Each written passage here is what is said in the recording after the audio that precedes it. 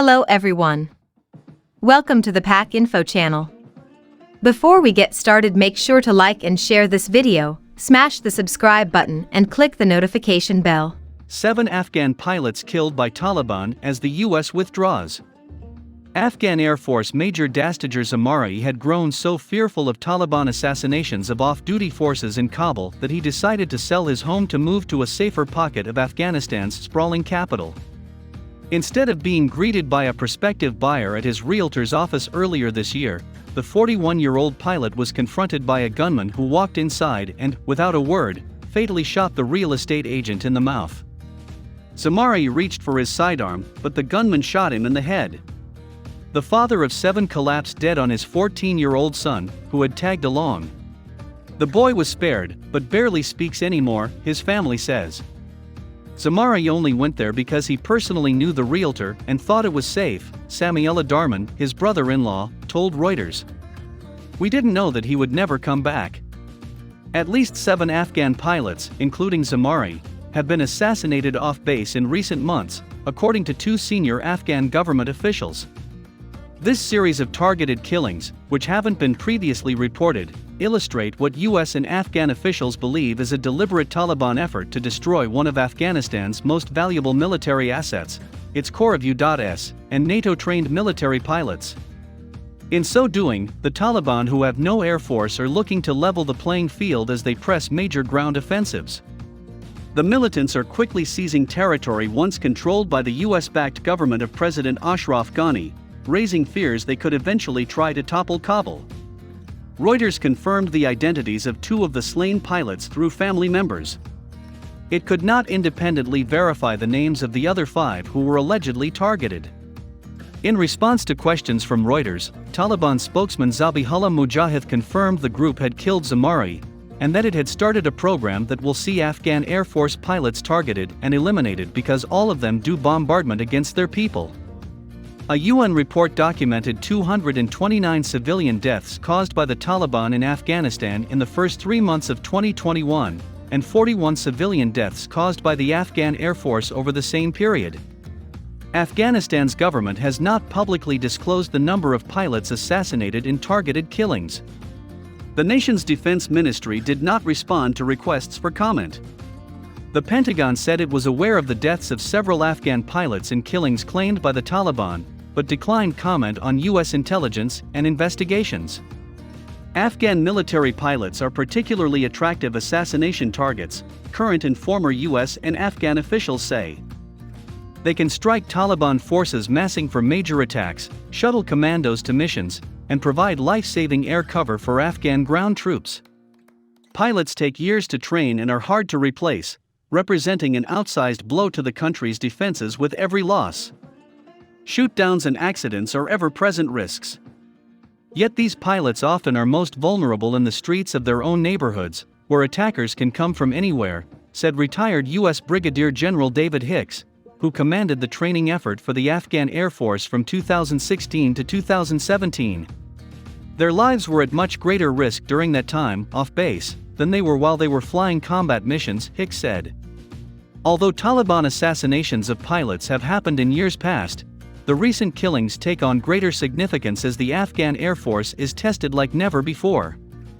Just last week, U.S. forces left America's main military bastion in Afghanistan, Bagram Air Base outside Kabul, as they complete their withdrawal from the country 20 years after ousting the Taliban following the al-Qaeda attacks of September 11, 2001. Pilots are on top of the Taliban's hit list, the senior Afghan government official said.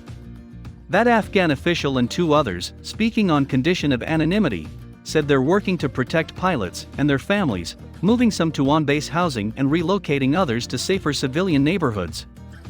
A White House National Security Council spokesperson strongly condemned all targeted assassinations in Afghanistan and stressed U.S. commitments to continue providing security assistance to the Afghan military. The Afghan Air Force is heavily dependent on U.S. training, equipment, and maintenance as well as logistics to ensure a reliable pipeline of munitions and spare parts. The Pentagon has yet to fully detail how it will keep Afghan aviators flying after the US-led mission formally ends in coming weeks, as ordered by President Joe Biden. The Pentagon told Reuters it would seek to provide Afghanistan with extra aircraft to ease the strain of combat losses and maintenance downtime. David Petraeus, a former CIA director and former commander of U.S. forces in Afghanistan, warned that failure of the United States to provide enough support for the Afghan military could be disastrous. "We are potentially consigning Afghanistan and the Afghan people to a civil war," Petraeus said in an interview. Washington is moving to evacuate interpreters who worked for the U.S. military, but it's unclear if the Biden administration would risk doing the same for Afghan forces, like pilots. Some officials believe offering an exit strategy for elite Afghan troops could accelerate a feared collapse following the U.S. withdrawal. U.S. intelligence assessments have warned that the Afghan government could fall in as little as 6 months, 2 U.S. officials told Reuters. "No one wants to have the Afghan forces preemptively throw in the towel," another U.S. official said, speaking on condition of anonymity. 2 Afghan Air Force pilots were killed on June 7 while trying to evacuate troops wounded during a surge of fighting against the Taliban insurgency.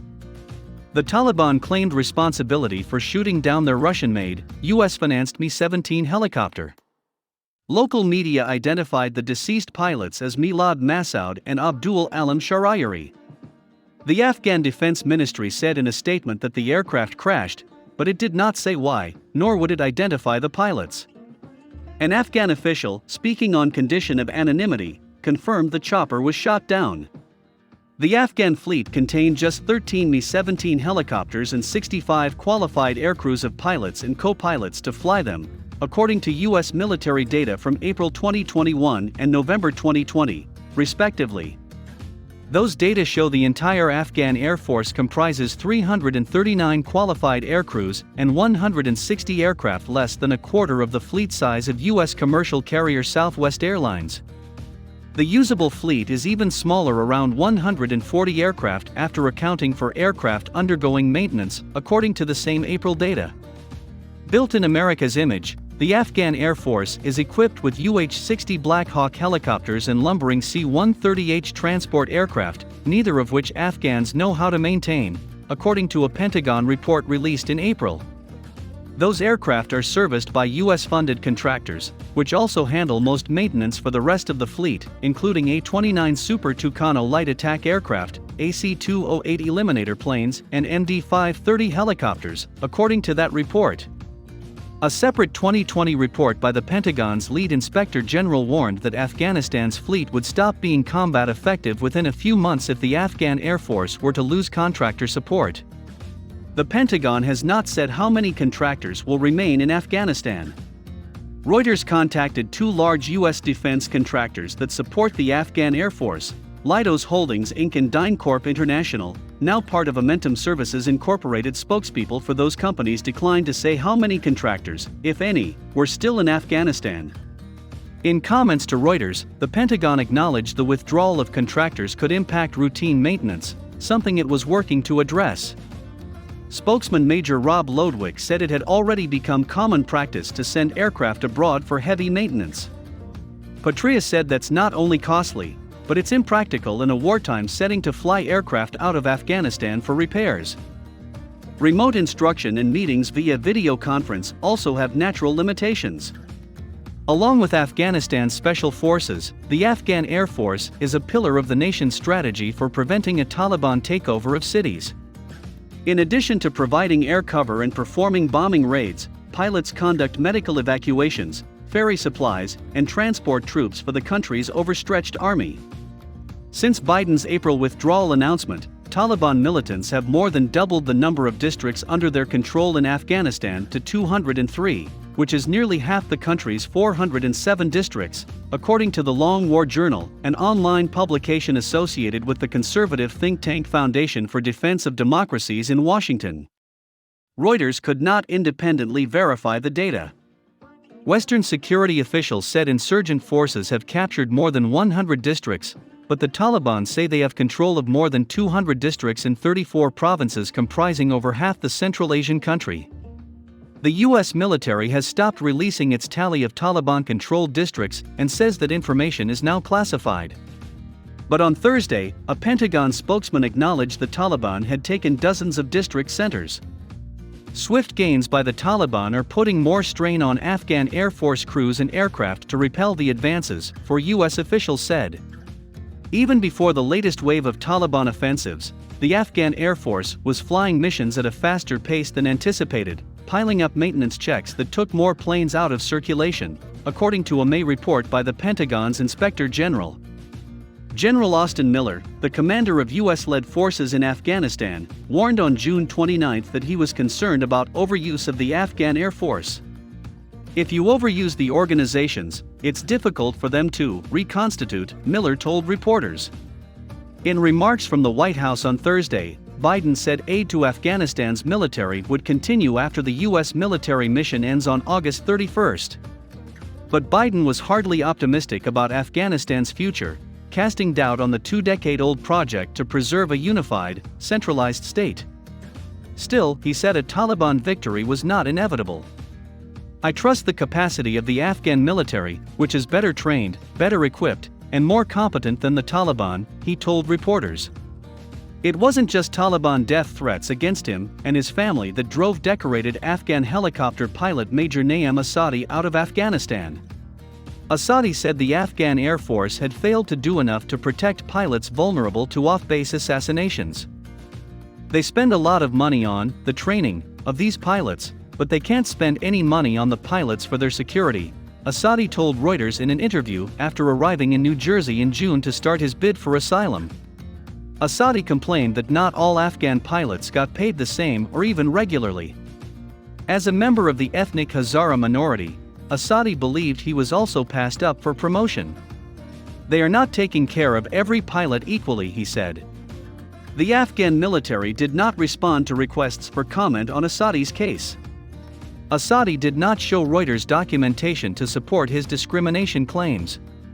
Experts say the morale of Afghan forces could prove critical in preventing collapse, given the momentum of the Taliban and the perceived weakness of the Afghan central government in key parts of the country. On Sunday, more than 1,000 Afghan security personnel fled across the border into Tajikistan following Taliban advances in northern Afghanistan.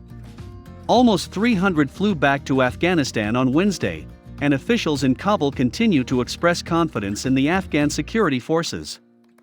A review by a U.S. government watchdog found nearly half of all foreign military trainees who went absent without leave, AWOL, while training in the United States since 2005 were from Afghanistan. The Pentagon eventually halted the training of Afghan pilots inside the United States. Niloufar Rahmani, the first female fixed-wing pilot in the Afghan Air Force, won asylum in the United States in 2018 after receiving death threats from the Taliban and others in Afghan society who condemned her for working alongside the U.S. military. Rahmani, who is now training in Florida to become a flight instructor, said the Afghan government didn't take those threats seriously enough, and that even some of her fellow pilots didn't think women should fly. She said she wasn't paid for a year. Still, the decision to leave Afghanistan wasn't an easy one. "It honestly broke my heart. I was depressed for 2 years just thinking about it," Rahmani said, explaining she felt like she had abandoned her family and what once seemed like a promising military career. She said she feared many pilots would drop out of the force because of lack of support because of the threat. The Afghan military did not respond to a request for comment on Rahmani's case. An active-duty Afghan pilot, speaking to Reuters on condition of anonymity from Afghanistan, said he too was trying to figure out a way to flee the country in the face of deteriorating security. "Some are finding the U.S. door shut."